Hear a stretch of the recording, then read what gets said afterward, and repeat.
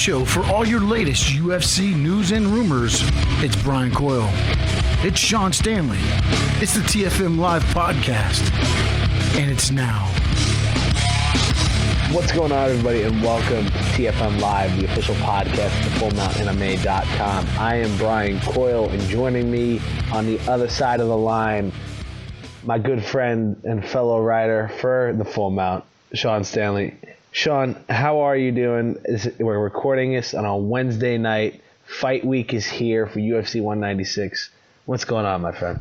No, we're just waiting for the fights to get underway, and there's a good lead-in from the last set of fights. So it looks like business is starting to pick up in the UFC world.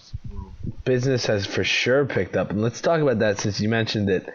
The UFC went to London for a Fight Pass card and headlined by Anderson Silva and Michael Bisping, as anyone listening to this probably knows that. That was a hell of a fight. Yep. And I want to get your thoughts on this because I wrote a whole piece about Bisping and Silva that you can find on the site right now. But I wanted to get your take because we talked about it previously. Like, this is Bisping's one shot at a career vindication. What Silva are we going to get? Like, can we really pick Bisping, who's not performed up to the level that we know he can in the biggest fights? What was your take on the whole deal? I mean, overall, look, they when they did, it was a good fight and everything like that. I just, now everybody's, there's a lot of say about there was some home cooking, I guess we could call it, on the scorecards and things like that. I don't know if you've heard some of the things said. Even like Dana White came out and said that he had it scored for Silva with the same score.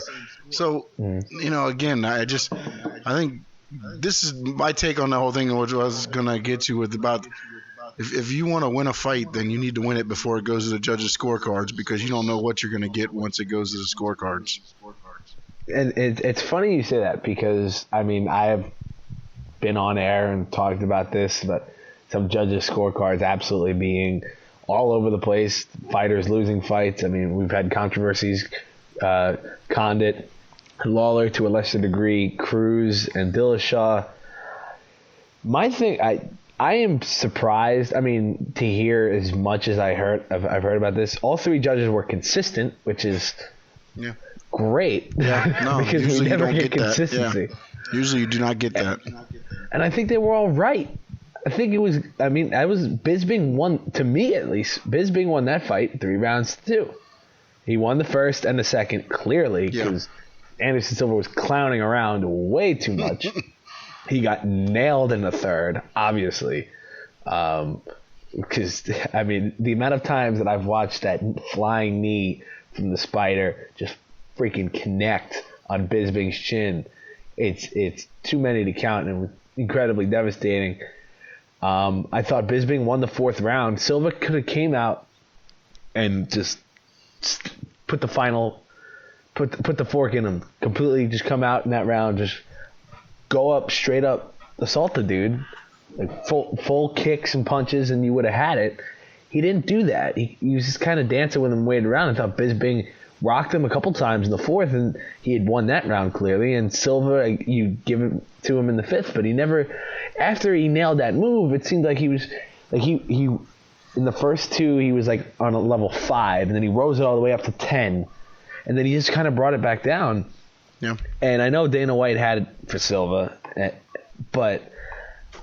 I know Silva played the corruption fallacy. Yeah, and I think Silva, like you said, he clowned around a little too much and thought that he would get the score because he's Anderson Silva, and I don't think that works anymore the way it worked when he was dominating, the octagon.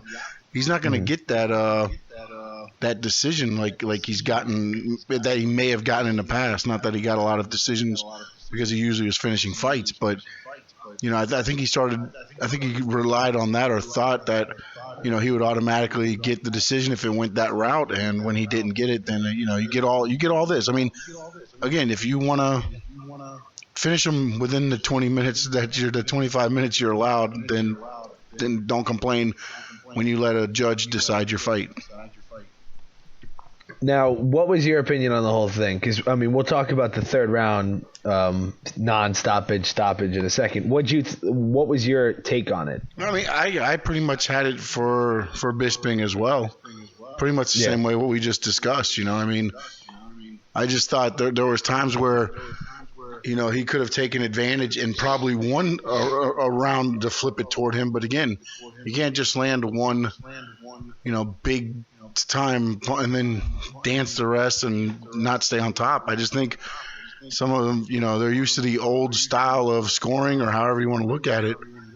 And I think it's hurting a lot of these fighters. Yeah, I mean, to me, like I said, Bisping won that fight. He was all over him in the first couple of rounds. Silva clowned around, did the whole basically.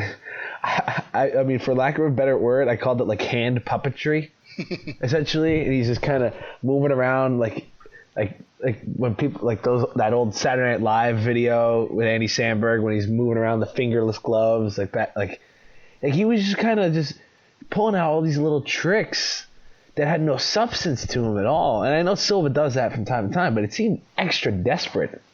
Like you say, all right, look at these moves, and then I'm gonna front kick you or do something. Mm-hmm. And Silva, like you said, I mean, ego comes into this completely because Silva obviously has not realized what he is at this point. No, he thinks he's gonna get the judge's decision no matter what because of who he thinks he is, and that's not the way it works. Yeah, and the way I wrote it was, and you can find this on fullmountmma.com right now.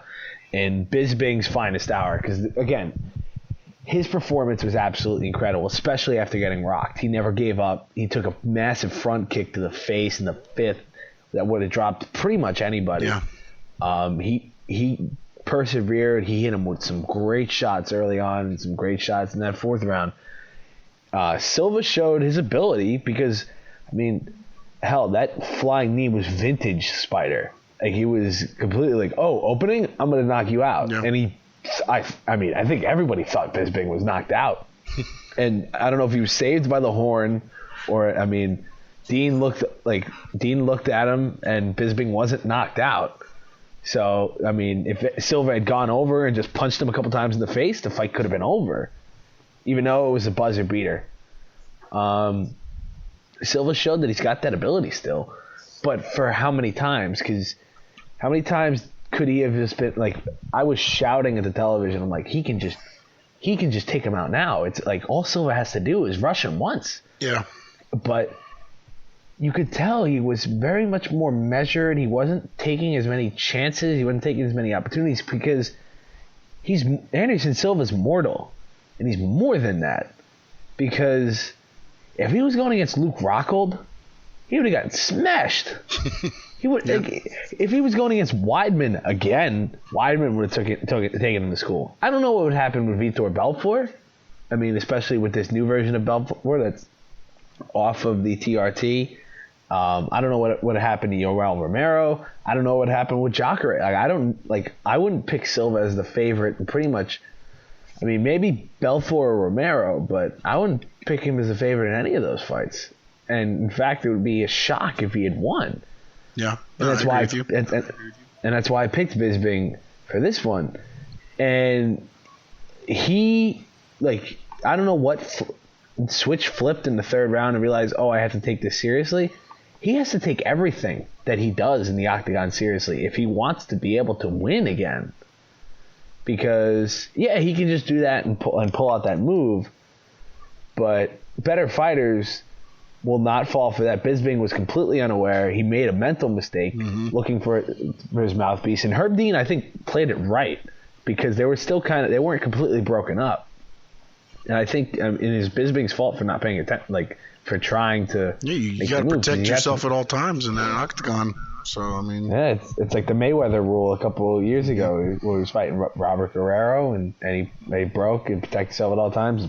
Socked him right in the face. You can call it a sucker punch or not. I mean, it's the rules. And for the Spider, I don't know where he goes now. He still has some ability. Clearly evident with a couple of those front kicks and the times where you'd poke it out. But Is Anderson Silva a championship contender? Not even close. No way. Where does he go from? Yeah. He's going to be the novelty fight. Honestly, that's what he's going to be. He's going to be kind of the name on a card to add a little bit of spice to a pay-per-view. I don't think he's going to drop down to like you might put him on a Fox card, just to give a headliner that you'd want to see right now, because I don't think you're paying to watch Anderson Silva pay-per-view right now. I mean, it's tough to who would have thought we would be saying that about Silva? No, exactly. I'm not taking anything away from anything he's done either. I don't mean that like that. I know what he's done, and he's done great. Everything in the UFC. Don't get me wrong, but I just at this point in his career right now, I don't think he's that marquee fight to where you're going, oh, I got to watch that pay-per-view because Anderson Silva's on it. Yeah, and guys want to fight Silva because not only do they want the name recognition, obviously, but they can beat him. Yeah, that's the thing. They can make a name off of him by beating him now, or however you want to say that. Tim Kennedy called. I mean, he's a perfect person to fight Silva next. He called him out following that fight, and that's the kind of guy he's going to end up facing. Like if you're going to get a Machida, I know you're getting Machida and I forget what his next fight's going to be. But, you're getting Belfort and Jacare. But, Kennedy and Silva or Robert Whittaker, you want a star-making moment for Whittaker after his win in Australia. He can be a guy who makes these big, turns stars into, makes new stars. Yeah. No, that's what he'll have to be incredible. Right now. Yep. And I don't understand it. And for Bisping now, the question is, does he get a title shot after this for you? Yeah. I don't. I'd have to see what else is out there. What other as a matchmaker? I think I'd have to see, how everything falls in. I don't think that he jumps up. Could he get the next title fight? Possibly, but I'd really have to see how everything rolls out and the lay of the land, because just by that victory I don't know that he deserves. He beat Anderson Silva, but as we were talking about in the last podcast and everything else, you're talking about a 40-year-old Anderson Silva that hasn't fought in what was it 18 months 18 months, something like that. So and you went to a decision, and although I don't think it was, I think it was the right decision, you have others questioning whether he actually won the fight. Yeah. So, I don't know if that gives you the next title fight or not. And again, I'm not a matchmaker. To me, no. But again, you got to lay it out and see what. You never know, injuries and things like that. He may end up getting the next fight. Hell, we didn't think Weidman would get the next title shot at Rockhold. Yep. And then Romero tests positive for something. Mm-hmm. And then he drops out. You have Belfort and Souza in May. And the winner of that fight, you would think, would be next in line. Or would you have Bisping, who's going to, have to take some time off, I'm guessing medically, because he's got to fix that nose. Mm-hmm. He's had so many stitches in his face. Take a break. I'm going to see the doctor and then have a beer. Yeah, so Bisping Jacare would, to me, would be great, or Bisping Belfort. Hell, you want to talk about Bisping overdoing the Anderson Silva drug testing trash talk? Wait till he fights Belfort. Man, this is the kind of thing we're looking at, and I think Bisping, career-wise, deserves the title shot. I don't know if he'll get it. But regardless, you can now say Bisping, he beat Anderson Silva, something that only Chris Weidman can say since in the past, 12 years? Can you say that he won the big fight finally? Yeah, is that the monkey off his back now? Is that the DiCaprio moment for him? Yes, Bisping had a Leonardo DiCaprio. That's beautifully put, Sean. I don't need to say anything more on this topic because that's the That's the way it is. And it's just going to be great. Happy for Michael Bisping. For Silva, he can still fight, which is great, but he has to realize his moment in the sun is pretty much over. But I'm happy to see that he could defend himself, and we didn't get a toothless Anderson Silva over in that fight. Somebody who will hopefully not be toothless, either of these fighters, Nate Diaz and Conor McGregor. That's the money fight. Yeah, that is the marquee fight for everybody. Somebody's going to get kicked in the face. That's how I know, like, that somebody's going to get punched in the face and somebody's going to get kicked in the face. That's all I know about this fight. That's all I care about this fight. It is the money fight. It is the headliner. It is the first non-title headliner in a while. Conor McGregor, Nate Diaz, UFC 196. Get excited, people. It's happening on Saturday. We have complete coverage of the fight. I wrote an article today explaining why McGregor has the advantage over Diaz. We also have the contrarian point of view, and I don't know if this will be your point of view, Sean, when we get into our actual predictions for this fight. And, I mean, predictions are such an arbitrary thing because who the hell knows what's going to happen when that cage door closes. Yep. But it's so fun to speculate about this. Apparently Conor McGregor's been pretty good at his picks, though, but I'm just saying. Hey, if McGregor's right for, like, the third time, it's the third or fourth time, because you got to count the Dennis Seaver fight too. Yeah. Like if he calls it again, I'm gonna listen to what he says from now on if he calls it again. Seriously. Yeah. There's no reason to bet against him at this point. Although this is almost. Well, we'll get into it, but go ahead. Sorry. Yeah, he is the heavy betting favorite. There will be less Irish around this time around for this fight. Number one, 3 trips to Vegas in a 6-month span. Pretty expensive. Yeah, pretty expensive. Just a little bit. Those flights back and forth. There's Euro soccer going on. Just throwing that one out there as well. So, and Ireland is in the Euros. So that's a big deal. Even though they'll probably lose all 3 games, they'll still have a great time. I can tell you from experience. So it's going to be a different vibe because there's tickets still available for this fight. It's kind of insane. Couldn't believe that. The pay-per-view numbers will be through the roof. So the UFC doesn't have to, I mean, I don't think there'll be an empty seat in the house eventually, but I don't think there's no McGregor fatigue. And I saw people writing about that and talking about that today. But I don't think that'll be a problem. I think this is a fantastic fight on paper. This is a very fun fight. And I think that McGregor should, in every way, hold the advantage and beat Diaz. Now, do you think, what's the path here for Diaz to cause the upset and completely turn over this McGregor hype train? I mean, he's going to have to do dirty, man. I mean, it's going to have to be an ugly fight. I think it's going to be ugly anyway, but I think he's going to have to make it like real ugly. I mean, you don't want to sit there and stand and toe-to-toe, but that's his thing, though. He likes to stand in there and brawl on a lot. I mean, he does like taking it to the ground as well, don't get me wrong, but he likes the crowd. He lets kind of, if you ever watch Diaz fight, he kind of goes with the crowd. If the crowd starts getting into it, he'll try to stay there and go, toe-to-toe, and I think that would be downfall. But I mean, if he can keep it dirty, and and his coaches are saying his striking is gonna surprise McGregor and things like that. But I don't know if you want to stand toe to toe with McGregor. I think you want to make it dirty and hope to either he gets frustrated and makes a mistake, or you just take it to the decision and win there. But I don't think this is going to decision. I'm just saying.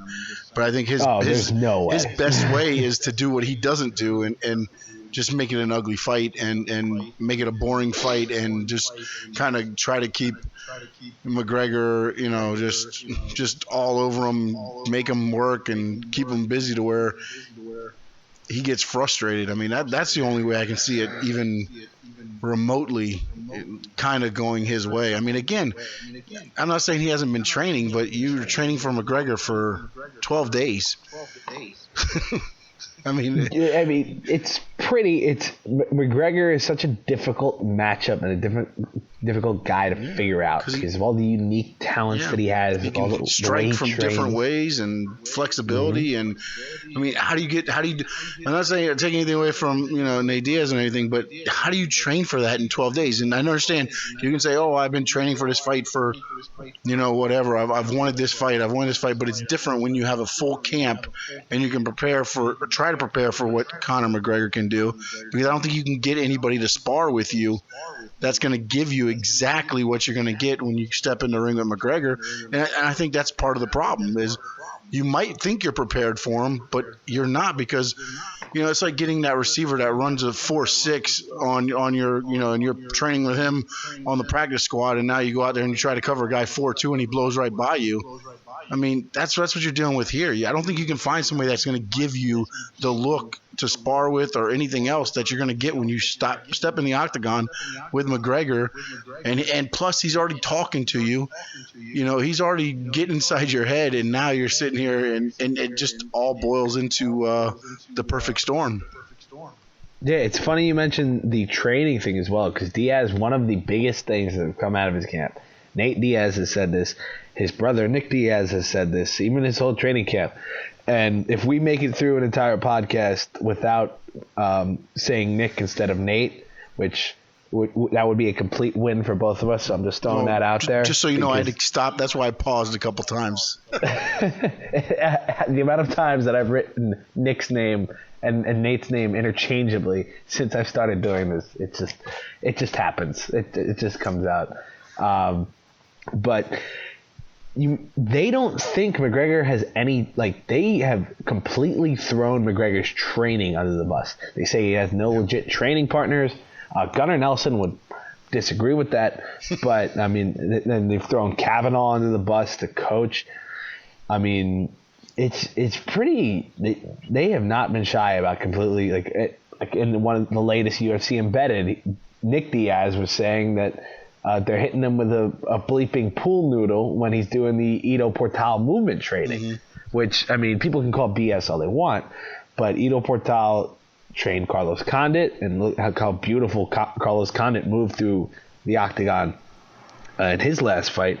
McGregor, we obviously know, and Dominic Cruz swears by footwork. So not exactly BS. I mean, Portal loves all the publicity for his own point of view, but I mean, everything that he's done with McGregor has worked so far.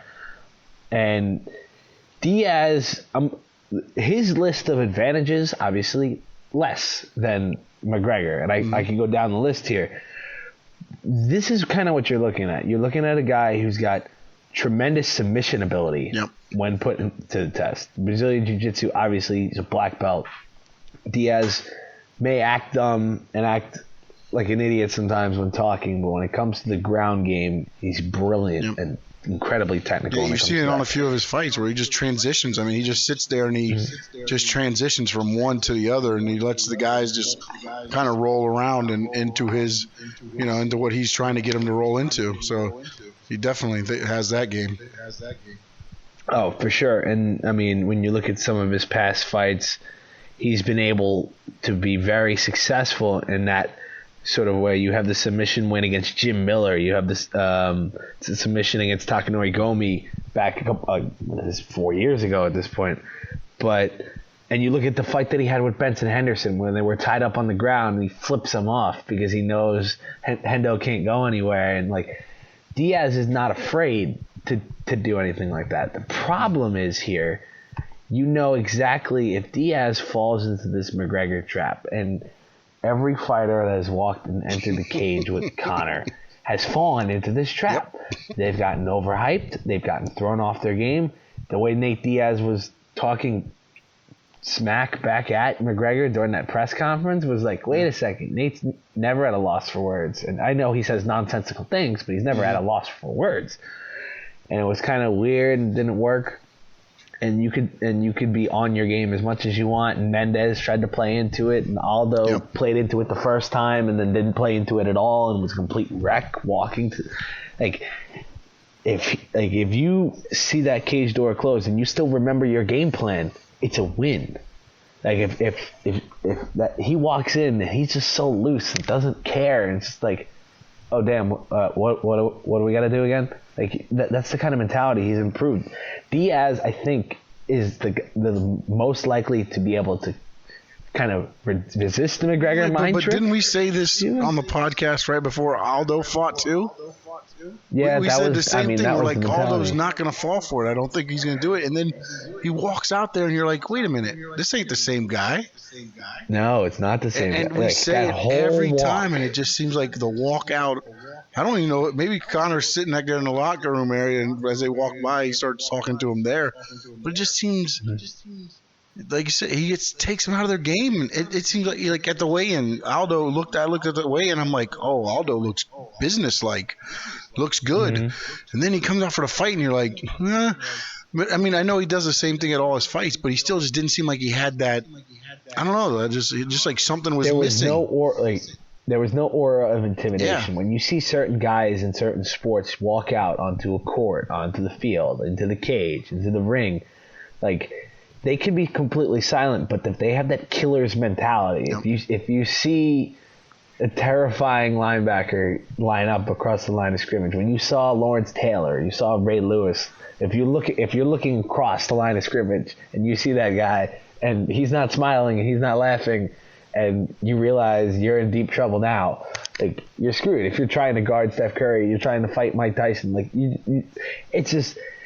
it's that weird mentality, and hopefully he can, for Diaz's sake, he's able to resist that. And when it comes to the couple other advantages that he has, Diaz has fought at this weight class before. Mm-hmm. He's fighting at 170. Very true. So he's done the cut. It'll be okay. And, I mean, he's gotten more and more leeway, as McGregor just said, screw it, we'll just fight at 170 anyway. Which makes me think if Conor wins this fight, he's not even going to fight Dos Anjos in 200. He's going to fight Robbie Lawler. But he's got to get past Nate Diaz first, who's done this before. Mm-hmm. And he is a bigger guy than Conor McGregor. This is the first time in McGregor's career in the UFC that he'll be shorter and have a shorter reach. Yeah, he's lanky. Diaz opponent is very lanky. Yes. I mean, Conor called him the skinniest fat guy he's ever seen. But, I mean, while Diaz is not cut beyond belief, he's been able to utilize his lankiness and his body and his ability for his benefit. I don't know. Did you see the last pictures that came out of him? He looked pretty cutting out those. He looked in pretty good shape. Yeah. So you're looking at a guy who's done this before, feels comfortable at this weight class. I mean, Conor. The difference there is if Diaz does have to cut weight, Conor is walking around at 170 pounds today. Yeah. According to Ariel Helwani, which is Conor can have normal days. He doesn't have to cut weight. He can train. Like his team joked, he swapped salads for steaks, and it's shown. He doesn't he's filled out perfectly. Yeah, he's definitely filled out. His frame is okay. He knows what he's doing, and he's got that. As long as that weight does not affect his speed, which I don't know if that's going to happen yet. I don't know if it will affect his timing or his precision or whatever, because Brian Stan was talking about this. He had a great breakdown on the Fight Network with Robin Black. When you shed some of that weight on your arms, your punches go faster. It's just naturally you're putting more power into it, and you'll have less weight. Let's see if that messes with Conor's ability to do what he usually does. And I mean, it shouldn't, because Conor's fought at 155 before. I know 170 is a big jump, but also with him filling out, is that going to affect any of the flexibility that he does and some of the angles that he throws some of his punches and kicks from that normally would happen with him filling out more? Is he going to be able to do that? I mean, as you say, I mean, it's not to us looking at it, we're going, okay, wait a minute. So he's maybe a 15-pound different. I mean, when you start looking at it, it's like, oh, it doesn't seem like a lot, but it is a lot when you're used to fighting at such I mean, you got to think, what was he, 145? Yeah, he was fighting at 145, but probably on the nights of those fights, he was probably sitting at 160. Yeah, I mean, and then he was going to go up to, the weight now he's at 170. So, I mean, it's going to be, Interesting. Fighting at his natural and right now, weight. as I'm watching the hype video of it right here on the TV right now. The Holm, Tate, and McGregor Diaz just came on. So yeah, and we'll get to Holly Holm and Miesha Tate in a little bit, but because this fight's got so many different angles to cover. But also, I wanted to ask you one thing before. Sure. I know you jumped into the thing before I could ask, but isn't Diaz like the perfect mindset that McGregor would want to fight him? Because Diaz is one of those guys where, you know, like you question his man. He's one of those guys that's going to try to jump right up in your face, and that's what he wants. That's what McGregor wants. Oh, completely. And that's the funny thing. Like I talked about the submission and the jiu-jitsu. That's the way Diaz should fight this fight. Will Diaz fight this fight that way? I mean, I'd be shocked if he did, because Diaz's boxing is great, so he's going to want to box with him. Problem is, Nate Diaz has great hands. He can throw some vicious elbows, too. Mm-hmm. Conor can come from anywhere at any time, and his chin is so strong. I mean, Diaz has got a strong chin, too. He's only been knocked out once in 28 fights. But Conor has that one-punch KO power, and it's going to be heavier because he's got more weight on it.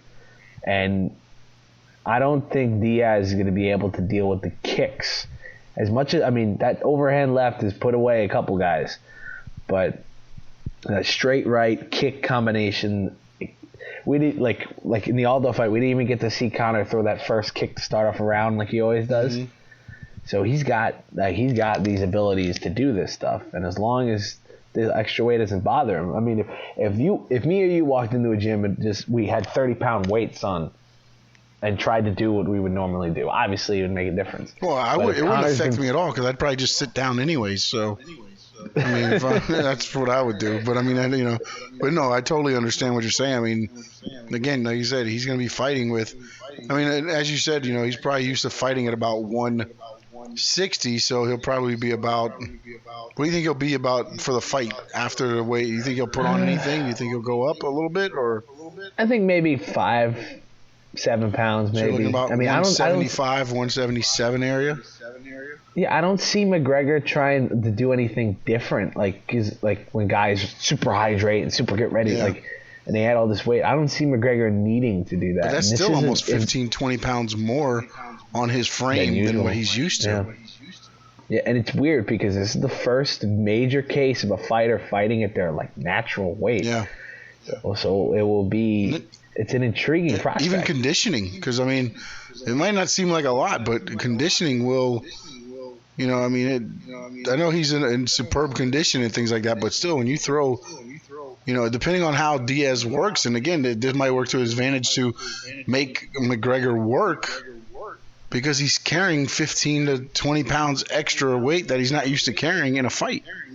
And now, I mean, and the other example of that is he talked about in his fighting, he comes into training with energy every day because he's not trying to cut weight. Mm-hmm. So it's a catch-22. Like, you're carrying more weight, but you have more energy because you've been able to train more, and you've been able to and your muscles are stronger. You not have to worry about. McGregor says he's torn things during fights, and these muscles are stronger, and he's been able to put more pressure and more weight.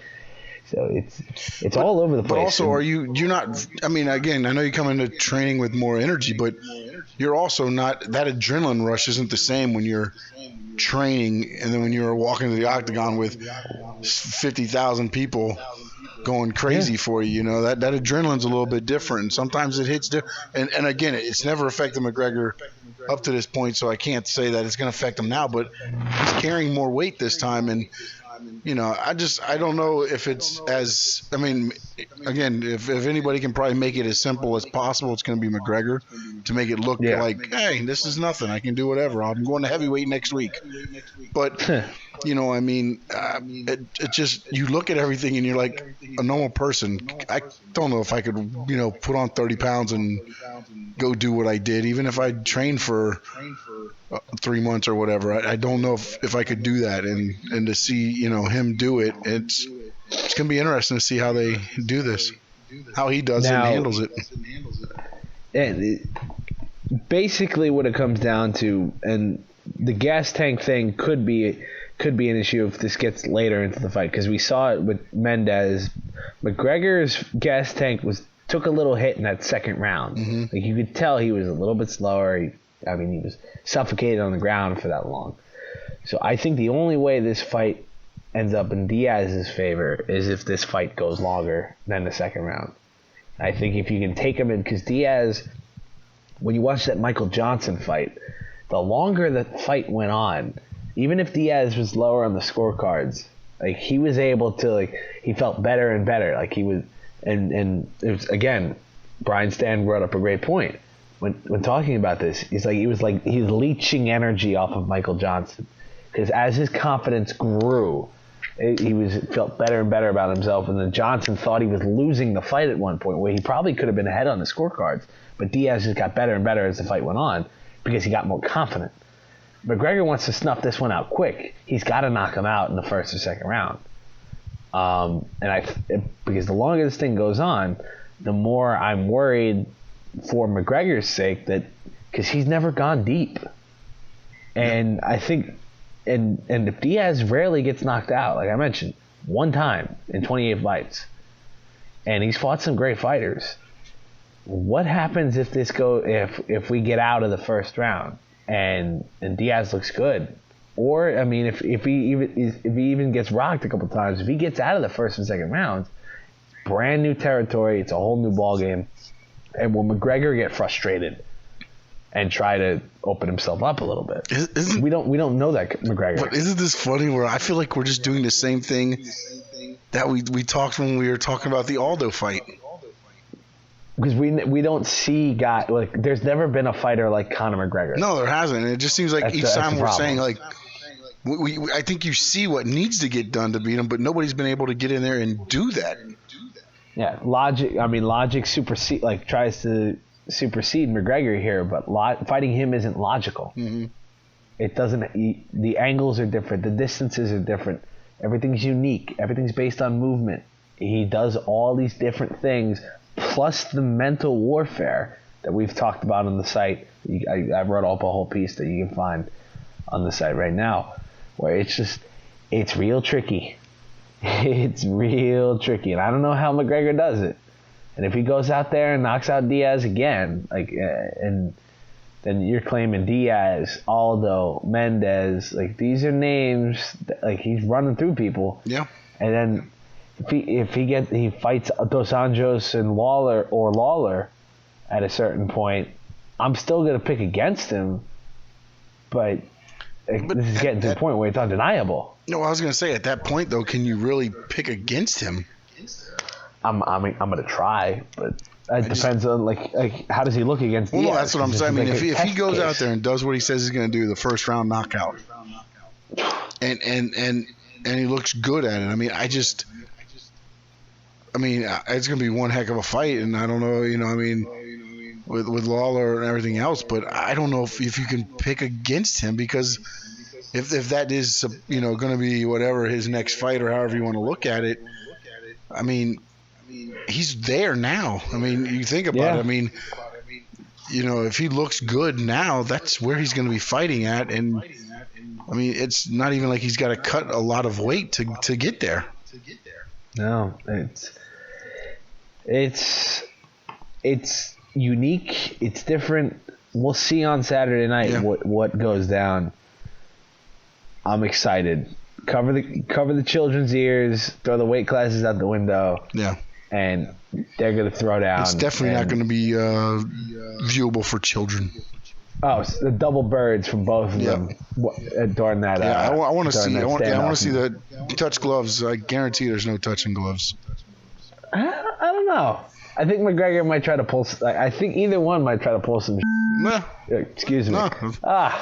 There it goes. There it is. That's the first one. First beep we'll have to have. Yep, mark it down. Mark the tape. There's the beep. It's so good. 24 seconds. And, I mean, obviously, you can infer what that beep will be, but, man, so close. And, of course, it's about this fight, too. Yeah. It's definitely, it's I can't believe it didn't happen before that, actually. I know. the reading of so many quotes from Diaz and McGregor. So how about this? Why don't we take a break so you can figure out where to beep with that occasion, and when we come back, we'll move on to the co-main event, which is an incredible title fight and we'll talk about Holly Holm against Miesha Tate, and we'll talk about what Ronda Rousey's role could be in this whole entire division going forward, with some news that came out today that doesn't make it seem like we'll be seeing the former champion anytime soon. But again, final call. I've got Conor McGregor winning in the second round by knockout. Sean, what's your prediction? You know what? I'm tired of doubting Conor McGregor first round. First round. Yeah, I'm going with him. If Mystic Mac strikes again. Yeah, I'm tired of saying, no way, it's not going to happen, no way. And you know what? You win, Conor. You win. I agree with you. First round. Round KO. You have broken Sean Stanley from his McGregor hating. You've broken me from keeping this as clean of a family show as possible. You know what they say? First time, shame on me. Second, shame on you. First time, shame on me. So never again. I'm not getting taken again. Never again. No. Never again. Okay, we'll take a quick break, and we come back. We'll preview the rest of the UFC 196 card. When we come back on TFM Live, the official podcast of FullMountMMA.com. For all your latest news and rumors of the UFC, go to the FullMountMMA.com. Now back to the TFM Live podcast. Here's Brian Coyle and Sean Stanley.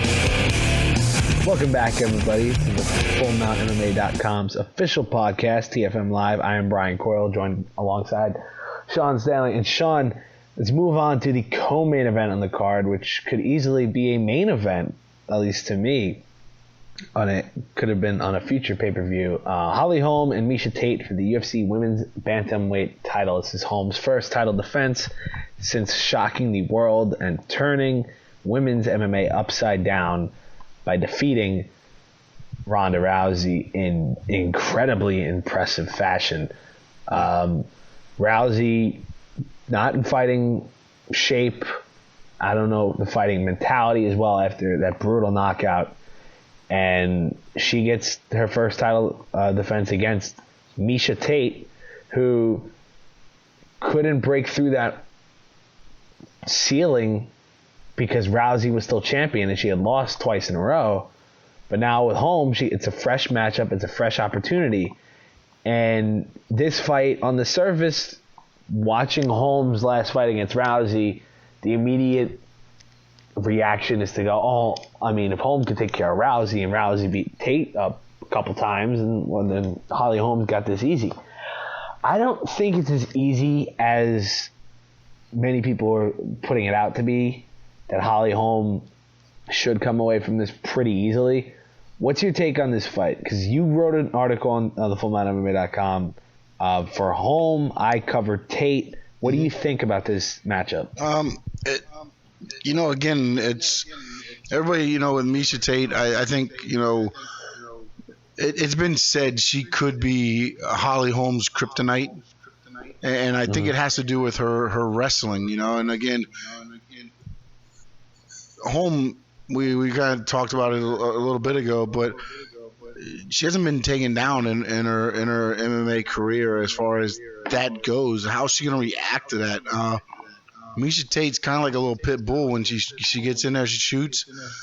And I think she's going to go and work that. But then again, Holly Holm is very skilled at boxing. So I think if she can keep her at distance with jabs, she's good with kicks, as you've seen with Rousey, with what happened with Rousey. I think I think Holm has the skill to handle Tate, honestly, but Tate has a very distinct chance of winning just because of the wrestling, and the lack of what we know of Holm and her, takedown defense and things like that. She looked good against Rousey, don't get me wrong, but Rousey is not a skilled wrestler for the takedown. She's more of the judo throws, and things like that. So it's going to be interesting to see how the wrestler, how she can react to a wrestler, the skill level of Miesha Tate. And will she live? And another thing I said in the article, which you can catch at the FullMountMMA.com, is She needs to be in the moment. She can't do, as you said, oh, well, Ronda Rousey beat her twice, and I beat Ronda Rousey easily, so I'm going to be able to walk through this one. And then she also can't go to the other extreme and walk in and be like, this is my first title defense. I need to win this match to prove that Rousey wasn't a fluke, and then put the pressure on her the other way and totally no-show this fight. She's got to go in focused on taking care of Miesha Tate. And I think if she does that and she executes a game plan like she did against Rousey, landing jabs, I don't think Miesha Tate's going to stand in front of her like Rousey did, but I think she can still handle her the same way, setting her up with jabs and kicks and keeping her at distance to keep the wrestler at bay. And I think she'll have a chance in this, walking out the champion stuff. Great breakdown, great plug in the middle of all that for your article.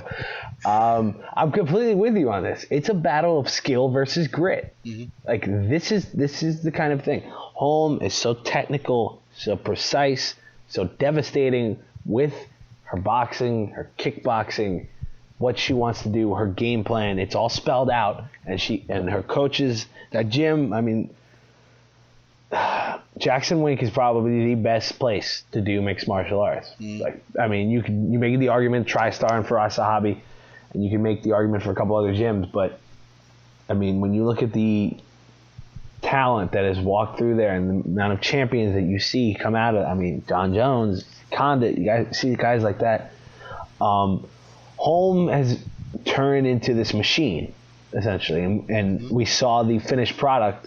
I mean, she had slowly come along in the first couple fights in the UFC, and then they shotgun her to the top against Rousey, and people like me who, doing analytically and watching the tape, there was no way Holm should have been able to deal with Rousey. Well, if you watch those first two fights, I'm sorry to cut you off, but I just thought those first two fights, I mean, I don't think anybody in their right mind breaking down those two fights would have thought she would have been the fighter she was against Ronda Rousey. Exactly, and then they put together a perfect training. She's progressed so much, and she's become this perfect machine when it comes to this sort of thing. So the way Miesha Tate wins this fight, like you mentioned, it's going to be wrestling. It's going to be scrappy. It's going to be ugly. It's going to be throwing Holm off of her game plan and not allowing her to do what she wants. And it's hard, because if she's going to shoot for single leg, double leg takedowns, she's got to be very careful, because Holm at distance is one of the most devastating fighters in the UFC, period. She's precise with her strikes. She's precise. Yeah, it's very, very, it's a dangerous game that you're playing. And Tate is going to have to, she has a better chance of getting her to the ground, because while Rousey prepared, she can do those judo throws, Holm obviously prepared for that. Judo is more centered, more like this is the technique that she was going to try to use. Like when it comes to wrestling, you can kind of improvise a little bit more, if that makes any sense. Yeah, because you're driving through. You're trying to drive through the opponent on takedowns usually. Yes, and so it's a weird sort of like thing she has to do here. I think Tate has a shot. I don't know if it's great. Are you giving her more of a chance than you gave Holm for sure. over Rousey? I'm never making that mistake ever again in any fight. It's why I laid out Diaz's case so well against McGregor. Anything can happen. After seeing that, anything can happen, regardless of how much study you do on these fights. She's got to take it to the mat. She's got to make it a scrap. She's got to throw the book out the window and just make it ugly. I mean, and it's a compliment. Like when we say that about fighters, it's a compliment to their style. Yes. Like Eddie Alvarez did the thing against Showtime Pettis. Like Tate's got to do this against Holm, and a win's a win. It doesn't matter. They still put the belt around your waist at the end. Yep. So if she can, the most important thing is getting out of range. She cannot get hit with that reach. She cannot get hit with those kicks. She cannot get hit with some of those punches, because it would just be too much to handle. She has to wear her down, tire her out. We've seen Holm go the distance in previous fights, but against Ronda, she was untouched. She was great. She was moving perfectly. Tate's got to make this just a beat 'em up. Just throw it down, street fight, make it happen, throw some bows on the ground, get her uncomfortable, and see what happens. That's the way she does this. I'm picking Holly Holm in this fight. I don't know if the knockout is as assured as I first thought it would be, but I'm picking Holly Holm. What do you think is going on down in this fight? I am going with a third round TKO victory for Holly Holm. I mean, that sounds right to me. I think Tate's gonna come out in the first round near the end of the first, maybe get a takedown or whatever, and then I just think the corner of Holm and her camp is one of the better ones of making adjustments in the fight, and I think they've already prepared for that to see what happens, and I think then she'll start getting her her range, and I think in the third round she finally puts the deal away. And if she does put Tate away, I don't know who her next opponent is going to be, because it's not as simple as I thought it was going to be. Now, the more and more stuff that we hear about Ronda Rousey is more and more like we'll be waiting longer than we thought. I mean, we knew we probably weren't going to see 200 with her when the Ramona Shelburne interview came out, when this fight was made, with all that kinds of stuff. I don't know when the next time we'll see Ronda Rousey in the octagon, and frankly, I don't know if I don't know if this is too crazy to say. I don't know if we'll ever see Ronda Rousey again in an octagon. And I'm not doubting her competitiveness, and I'm not doubting her abilities after this sort of thing. But a story that I read today kind of irked me the wrong way about Rousey and her PR strategy. Did you see all this? No, I didn't. This is the first time I'm hearing this. Okay, I want to make sure I pull it up right. But essentially, Ronda Rousey, of course, is doing a lot of PR stuff, being in movies. Of course, the sequel or remake of the it was in the 80s, I think, classic Roadhouse starring the late Patrick Swayze. Yep. Terrific, awful movie. Everyone should watch it. It's one of my favorite. It was the beginning of the MMA movies, wasn't it? Oh, absolutely. But Rousey's PR mandate, because of course, I mean, PR teams. What? I did read some of this. I'm sorry. I know. Okay, go ahead. Okay. So, Australia 7 News Perth traveled to Vancouver to interview Rousey, who was doing mocap for UFC 2. Also, probably going to buy UFC 2 and might review it for the site because, I mean, I think that's an appropriate thing to do. Because UFC video games usually do a good job of, like, teaching fans about the sport, and then I feel like you can always learn a little bit more. And UFC 2 looks pretty interesting, and also you can play as Mike Tyson in an octagon. Yeah, are we allowed to write that off as a company thing? We'll talk to the TFM bosses and see what happens. I may buy it too then. That might be an option. We'll have many reviews. We can do a Twitch stream. We can do a live stream. We'll do it for each weight class. Exactly. So she's doing the mocap for this, and then Australia's 7 News Perth traveled to Vancouver. They asked questions about her acting career, her body paint photos for Sports Illustrated, and swimsuit issue and all that, and just just general questions. But before the interview started, Ronda's PR team said that no questions about fighting were permitted, or else she would walk out. What's your take on that? Because I have a pretty strong take about this, and I just wanted to get your opinion on it before I kind of went. No, I mean, I just think that she doesn't want to discuss because she knows what's going to be brought up. Holm is about to fight. Holm beat her pretty badly. And yeah. I still think she's still not recovered fully mentally from the beating she took.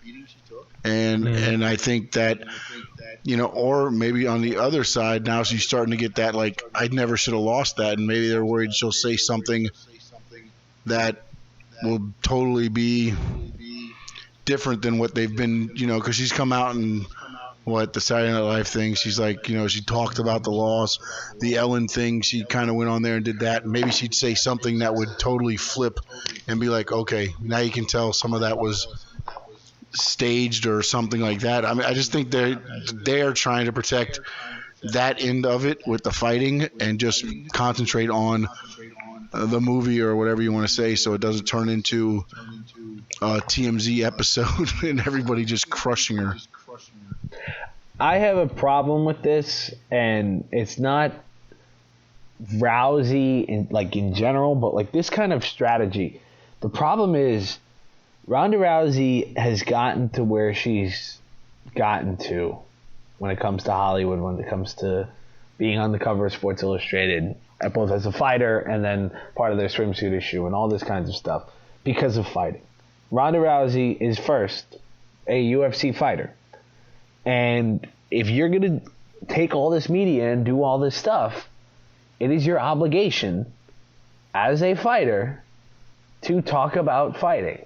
And now there are jerk journalists that are going to ask her stupid questions and the TMZ gotcha stuff, BS and all that.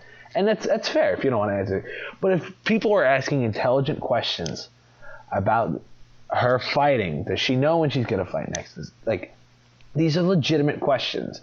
And to completely shut out these questions and say you would walk off is incredibly unprofessional and not becoming of somebody who was once America's sweetheart. She was all over the place.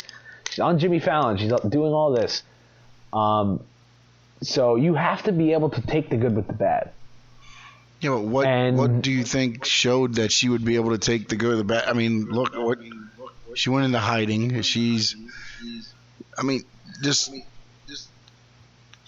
If anything, this is like the biggest fall from grace of anybody I think I've seen in a long time. And the way she's portraying herself, it doesn't seem like she's interested in fighting anytime soon, which is completely fine, by the way. She can go off and do movies and be done. Like, she doesn't have to do any of this anymore if she doesn't want to. But if you're going to talk about how competitive you are and how this loss has been eating you up inside and you want to go out and avenge it and get it back and be in the gym, you don't get it both ways. You're going to do that, you got to do that. If you say, I want to make some movies and then I'll get back in the gym and do this, then do that. But if you just kind of leave this open-ended and see where it goes, that's okay too. The problem is you can't just be like, oh, I'm just not going to talk about that.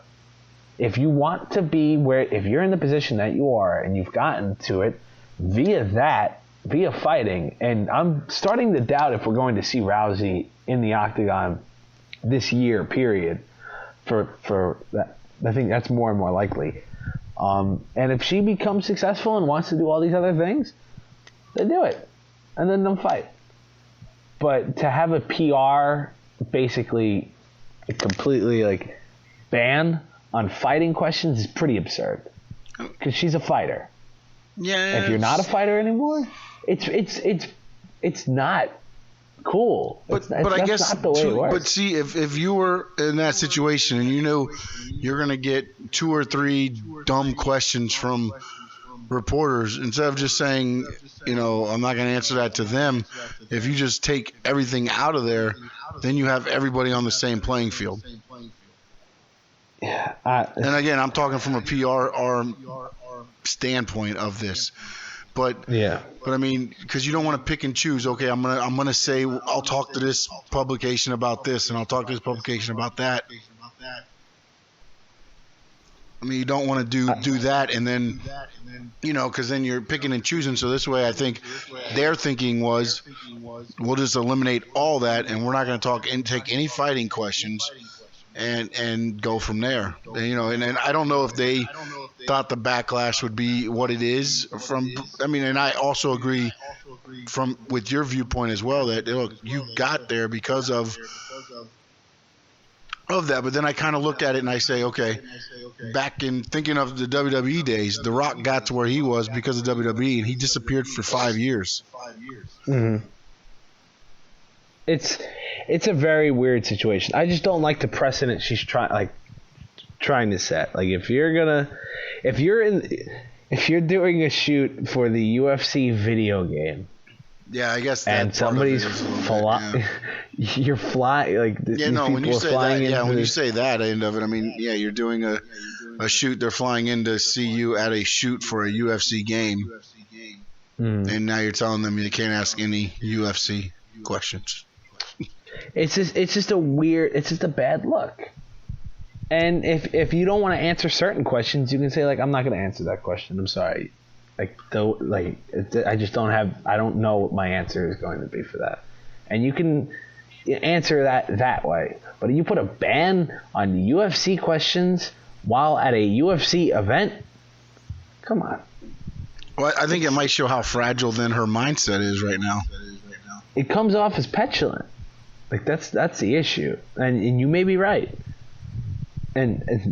But it's very weird. So I don't expect Holly Holm or Miesha Tate, if whoever wins this fight, to be defending their title against Rousey next. I think Amanda Nunes, if she wins her next fight, could be in the mix for that. So we'll see how it all goes. But I think it's in the UFC's best interest to plan for a shelf life in the bantamweight division without Rousey, at least through 2016. Yeah, I would definitely have that plan. And then instead of trying to do in case of emergency, break glass, I'd already have a plan set up and not have to jump through hoops. Yeah, it's pretty much it. And like don't be shocked if Amanda Nunes is the next if she wins her fight against Valentina Shevchenko on the UFC 196 card. Don't be surprised if she's the one. Let me ask you this, because of how the division is right now. Do you think the UFC's hoping this is going to be a close fight and and just roll it right back into a rematch? They could only roll it back if Tate won. I don't know if you can make it seem like it was a decision to where, if it goes to decision, which I don't think it will go, but if it goes to a decision and it's kind of, I don't know if you'd say unanimous or whatever, or you kind of think like, oh, well, I think she could have won, and then they roll it back. I mean, controversial, yeah. I mean, if they do a controversial finish or something like that.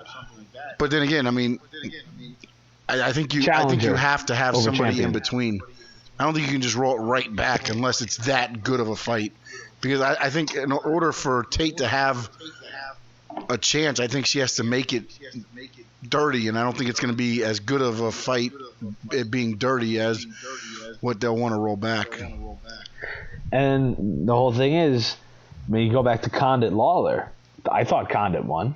Condit going to get a rematch? Probably not. He's a challenger. Yeah. That's just the way it kind of works. But that division also is a lot stronger than what you have. I mean, you could throw Nunes in there, but I mean, Katzengano, Juliana Pena. I mean, you could throw some. I guess you could throw some people in there and see, but I mean, just nothing looks great because Rousey ran through everything. Yeah. That's the problem. And then now if Holm runs through Tate the same way Rousey did, now you're looking at the same style, same thing again, I guess, almost, just in a different form. Yeah, that's pretty much the way that will work. But the Holm Tate, well, I mean, if Tate is successful in this fight, I don't think it will be a great fight. If Holly Holm is successful, I think you're gonna get a sensational knockout of some sort. But her cardio is so good, she'll gladly take it all the way too if she needs to. One more thing I wanted to hit before we get out of here. There's so much to talk about this week. Remember, there is a pretty big fight coming up in April, UFC 197, and I'm not talking about Demetrius Johnson, Henry Cejudo, which is going to be a great fight too. John Jones, Daniel Cormier headlined that card, and Sean, it has gotten bad already with the trash talking. John Jones Instagramming Daniel Cormier out of he's photoshopping him out of the poster and inserted the great Reginald Vel Johnson, right? Yeah, Carl Winslow. Carl Winslow. Into that picture. Check out John Jones' Instagram to see that. And then Cormier firing back and then deleting, which, I mean, it's the internet, buddy. Nothing, everything lives. You can take it down, but somebody's got it. Somebody's got it. And you can see it on the fullmountmma.com right now, thanks to at MMA_nerds on Instagram, who had saved that. Cormier photoshopped John Jones' face onto the notorious Tyrone Bigham's character from Chappelle's Show, which, I mean, obviously poking fun, I mean, if you want to call it fun, Jones's positive cocaine test in the UFC. So these guys are getting off to a tremendous start, Sean. Well, you knew it was going to happen. I mean, they don't like each other. They don't like each other. And it just comes off, as, however you want to do it. I mean, it just, it's a more creative way than just the talking, where McGregor's got the talking. John Jones has got the photoshopping. It works out better for him that way. Mm-hmm. So that's going to be a great fight that we get to see in April. And it's going to be weird because the champion probably will be across the boards an underdog, which I don't think we've seen in a while. One other thing I did want to mention, Bellator made another signing. God. Yeah, I mean, you know what I'm about to say. Yeah, I mean, he'll be headlining an event in about 3 years. Yeah, I think that's when his ban is up. Wanderlei Silva, the axe murderer, he's signed with Bellator. He signed a multi-year, multi-fight deal with Bellator. Maybe he'll be Royce Gracie's next opponent.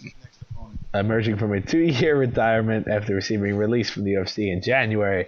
Wanderlei Silva, of course, the guy who said all the fights in the UFC were fixed a couple months ago. Which was nice of him to say. And at least they got him a couple titles, I guess. Apparently, if they fixed them pretty well for him. Made him a nice little career. He was sued because of that. Yeah, made him a nice little career. He's not allowed to return to active competition until spring of next year. At least the Nevada Athletic Commission. I don't know if he can fight sooner, because he could fight in Japan, maybe. I don't know what the rules are when it comes to that sort of thing. That's probably what Bellator's going to do. They probably got sneaky moves going on here. Yeah, where are they going? To Risen to fight Fedor? Yeah, I was going to say Fedor against, yeah, why not? Let's run it. That's the move, right? Got to be. I mean, that or you bring back Royce for, since he's undefeated in Bellator right now, you bring him back. I mean, I don't think Royce Gracie will ever fight again after getting in and getting out of Nutshot. But we didn't even get. You know what? We didn't get to. One thing I did regret last week: we didn't talk Bellator. What were we going to talk about?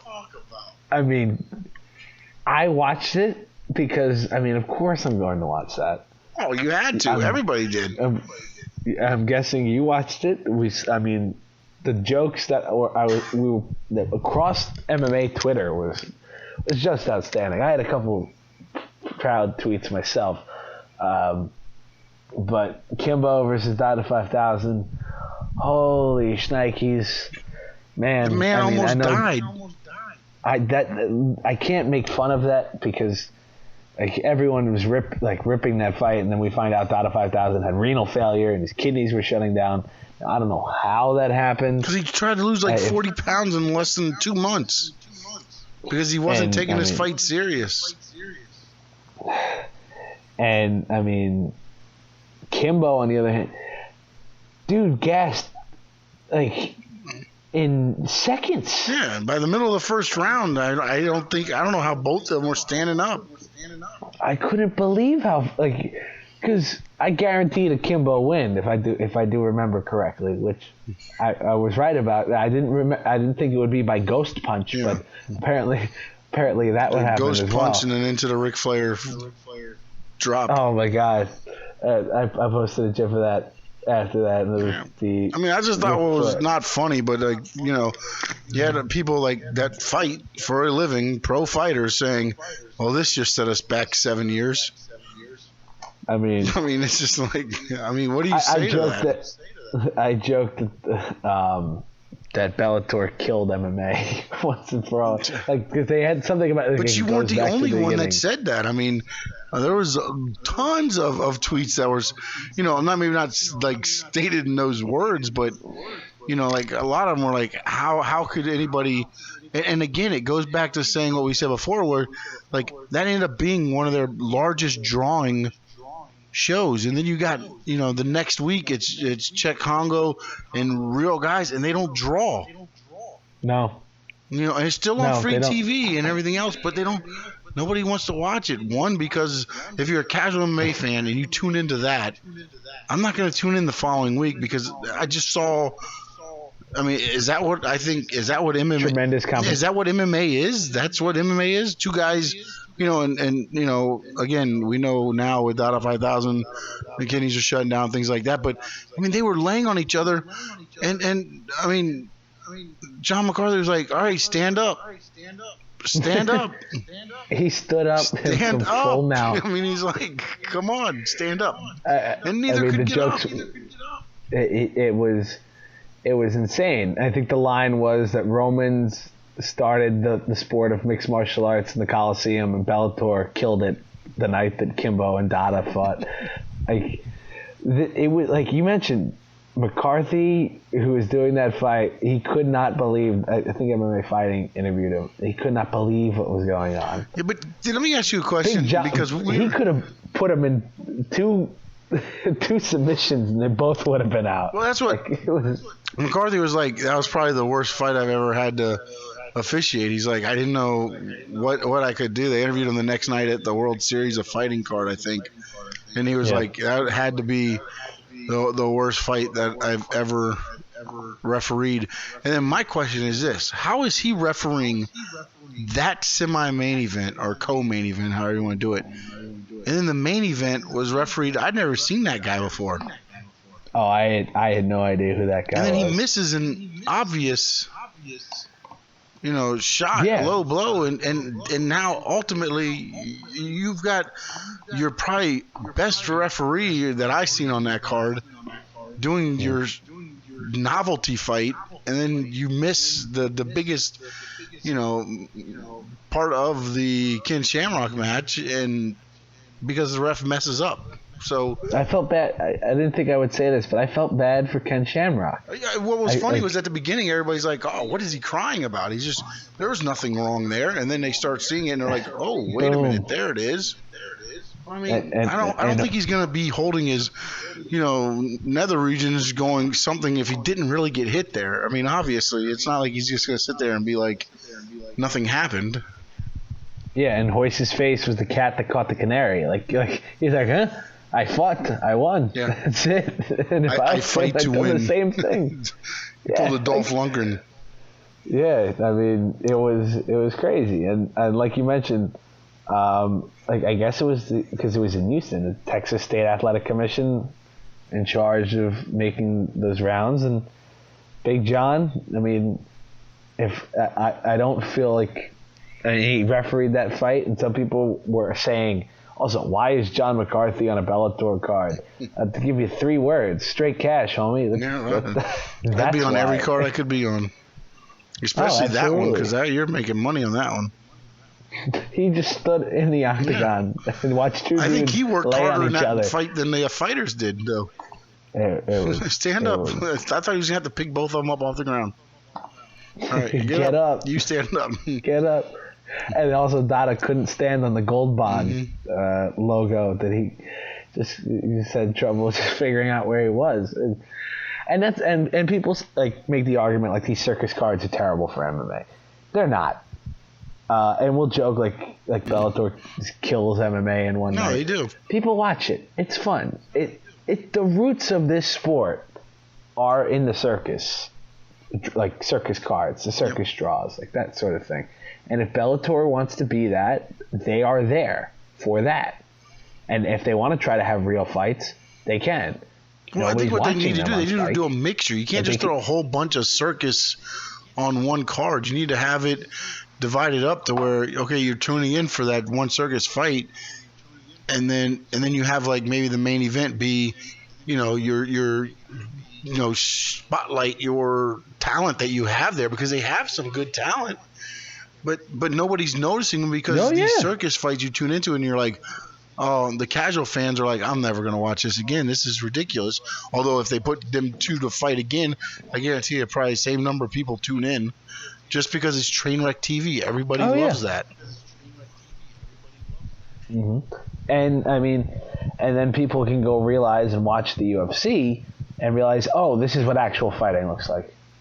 Because that's what, I mean, and I know I don't want to throw shade on like the legitimate fighters like Brooks, their lightweight champion, and I mean Benson Henderson, who just signed with them, like, because there are legitimate fighters in Bellator and other promotions. King Mo, they've got World Series of Fighting, I mean, especially. you're starting at Lashley is starting to come around. I mean, he's still learning it, and you got guys that are legit there, and there's some newcomers there they have that are very good. But the problem is, you do this circus stuff, and again, I don't mean that nobody's watching them, because their numbers are not terrible for what they're trying to do, but I mean, to get 2 million people to watch that, and then you don't even get 1 million to watch, the card that they just had, which was 2,000 times better than the card they had the week before. And that was with their bantamweight champion missing out on that card, I think, too. I think they had to pull a switch at the last second. So, like, those kinds of cards, they are what they are, and then you move on. But they have to decide what kind of company they are. Are they going to use these? Are they going to use these fights as a tool to make them better and showcase their better fighters, like on the undercards or the main event or whatever? Or are they just going to be like, we're going to put a kickboxing ring next to the cage? We're going to do an Inferno Octagon match next week. Tune in. Yeah, so this is like, would I rather watch Dada 5000 and Kimbo Slice fight for real, or Shane McMahon and The Undertaker fight fake in Hell in a Cell? Like, this is the kind of audience that you're going up against. And the answer to that question is obviously Shane McMahon and The Undertaker. It's all about the money. Don't even worry about that. So, I mean, we named our last podcast last week, Here Comes the Money, for obvious reasons. So this is the kind of thing that Bellator is dealing with. But when it comes to premier mixed martial arts, you will see it this Saturday at UFC 196.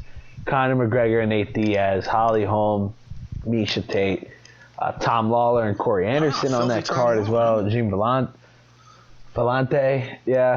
he's on the card. Amanda Nunes, as I mentioned. So that is going to be a fun card. We will be back next week to talk all about it. We'll either be talking about a major upset and probably a buzzkill for most UFC fans, or we'll be talking about Conor McGregor's next move up. But with Nate Diaz winning, is that really going to be a buzzkill? I don't know if it's a buzzkill for the UFC, hype train. I think it'll be a buzzkill for but McGregor. Man, Nate Diaz it'll be no, fun. No, that's what I'm saying. I mean, just as much. I mean, because then Diaz. That's basically right there. If he does that, doesn't he kind of have UFC? I don't want to say by the testiculars, but he's going to have a little bit of pull. Yes. And then a couple things I wanted to hit real quick. UFC Tonight happened on Wednesday. Paige Van Zandt is hoping to return to action by UFC 200. This is all from Ariel Helwani and Fox Sports 1. The UFC discussing Rory McDonald versus Stephen Thompson. Yeah. Take my money now. That's a hell of a fight. And Cain Velasquez wants to return before July. So could we see Velasquez fight? Okay. Yeah. I know there's different. I know there's different similar to CM realms Punk of back surgery, but I don't know. Okay, all right, we'll see him back by 200. And then Chael Sonnen suspension is over. He on July 23rd, and his manager believes that ESPN personality Chael Sonnen will now fight again if it's Bellator. The right bout following his suspension going up. Sonnen Slice coming to a TV near you in October. Right? Nah, Dios mío. And I want to say, did you see the viral video they got with Conor McGregor with the fan? Did you get to check that out? All right. Oh, yes, I did. Watch the UFC Embedded series this week, and watch the video. Yeah. I think it's on the UFC's YouTube page, where McGregor meets up with a fan who apparently hangs the Irish flag and a cardboard cutout of Conor every Saturday in California, and McGregor he's driven past this fan, like this fan's apartment, on the way to training every day. So he surprised the fan and knocked on he saw the guy hanging out on his balcony, and he was like at the light. He's like, come be home tomorrow. I'm coming over and hanging out. He did. But I'd be a little scared if I was Conor McGregor. He's like, he's got shoes I don't even have. I mean, dude's got stuff. I was like, wow. Yeah. It's pretty cool how Conor McGregor takes care of the fans like that, especially during, But also it shows how cool and calm of a character he is. Yeah, I definitely recommend checking out the Embedded series all this week. And UFC does a tremendous job when it comes to promotional videos, materials, fighter access up to the fight. Like, that's like seeing the open workouts, seeing the press conferences, seeing the Embedded series, which is great every single time. It's awesome. So definitely be on the lookout for that. We'll have, obviously, this podcast, we'll have some stuff on Friday. We'll cover the fight on Saturday. I will be tweeting stuff out from @BCoyle11. Our Twitter account @TheFullMount will be tweeting stuff out. Sean, of course, you will be tweeting stuff out from @SS Sports. Yep. You can check out all our articles, full breakdowns of both main event fights are on the site, thefullmountmma.com. Am I forgetting anything? No, I think we've hit it. I think that's pretty much it. So thank you guys for listening. We'll be back same time next week, breaking down the fallout from UFC 196.